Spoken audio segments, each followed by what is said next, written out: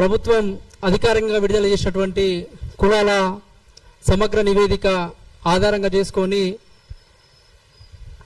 ముదిరాజు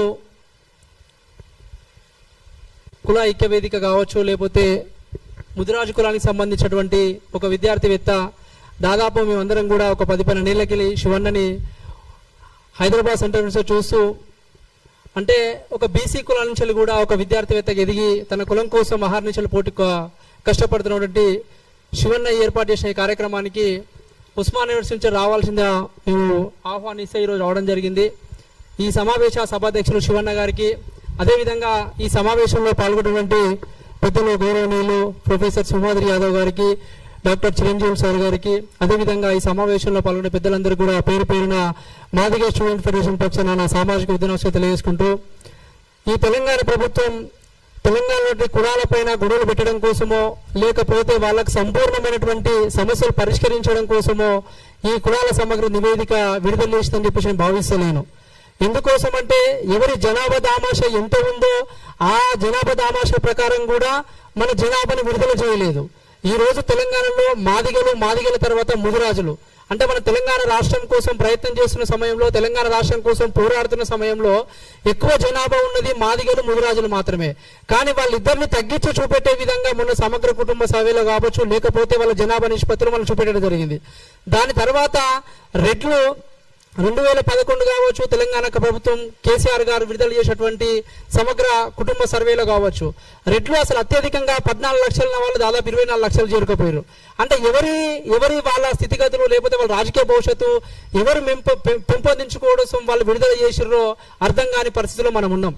కాకపోతే మనకు ఒక ఆయుధం ఏంటంటే ఎస్సీ ఎస్టీలకు క్యాస్ట్ సెన్సస్ ఉంటుంది దేశవ్యాప్తంగా, రాష్ట్ర వ్యాప్తంగా ఒక జనాభా దామాష ప్రకారం వాళ్ళకి రిజర్వేషన్లే కాబట్టి వాళ్ళు 10 ఏళ్ళకి ఒకసారి వాళ్ళను విడుదల చేయాల్సిన అవసరం ఉండేది. బీసీలకు లేదు కాబట్టి సరే ఎంతో కొంత ప్రభుత్వం విడుదల చేసింది, దాన్ని మనం ఒక ఆయుధంగా తీసుకొని బీసీలు చాలా వరకు ఆర్థికంగా, రాజకీయంగా, సామాజికంగా వెనుకబడిన కులాలని, ముఖ్యంగా ముదిరాజు కులం ఉంది. ఈ ముదిరాజు కులంలో దాదాపు డైలీ లేబర్సే ఇప్పటికి కూడా ఆ తోటలు పట్టుకొని పండ్లు అమ్ముకొని లేకపోతే ఊర్లలో తిరుక్కుంటూ చాలా మంది, మన గోరటి వెంకన్న కావచ్చు ఒక పాట కూడా అందశ్రీ అన్న ఒక పాట రాసి ఉండే, ఆ మధ్యలో తల మీద చుట్టా బట్ట పళ్ళంతా తిరిగి పళ్ళమ్ముకునే నా ముదిరాజు తల్లి ఏడబోయిందని చెప్పేసి ఒక పాట, చాలా అద్భుతమైన పాట ఉండే ముదిరాజు కులం పైన.